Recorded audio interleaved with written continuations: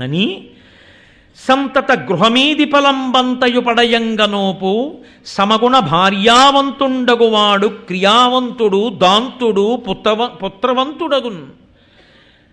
ఎవరు తన భార్యతో కలిసి గృహస్థాశ్రమంలోకి ప్రవేశించి చక్కగా అన్ని క్రియలు చేసుకోగలుగుతాడు, సమస్తమైనటువంటి దమాన్ని పొందగలుగుతాడు, పురుషార్థమైనటువంటి కొడుకుని పొందగలుగుతాడు.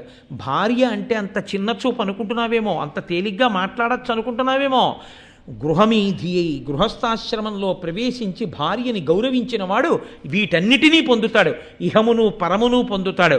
ధర్మార్థ కామ సాధన ఉపకరణంబు. గృహస్థాశ్రమం గురించి అద్భుతమైన పద్యం అండి నన్నయ్య గారిది. ధర్మార్థ కామ సాధనకుపకరణంబు గృహనీతి విద్యకు గృహము విమల చారిత్ర శిక్షకాచార్యకంబు అన్వయస్థితికి మూలంబు సద్గతికి ఊత గౌరవంబునకేక కారణంబు ఉన్నత స్థిర గుణమణుల కాకారము హృదయ సంతోషమునకు సంజనకంబు భార్యయ చూవే భర్తకు ఒండ్లు కావు ప్రియము ఎట్టి ఘట్టములను ఎట్టి ఆపదలను ఎట్టి తీరములను ముట్టబడిన వంతలెల్లబాయు ఇంతుల ప్రజలను ఒన చూడగనిన జనులకెందు. ఎవరైతే ఇంతుల ప్రజలను ఒనర చూడగలిగిన జనులకెందు తన భార్యని తన పిల్లల్ని ప్రేమగా చూసుకుంటూ చక్కగా గృహస్థాశ్రమంలో తన ధర్మాన్ని తాను నెరవేర్చుకుంటాడో అటువంటి వాడిక ఇల్లు ఎటువంటిదో తెలుసా?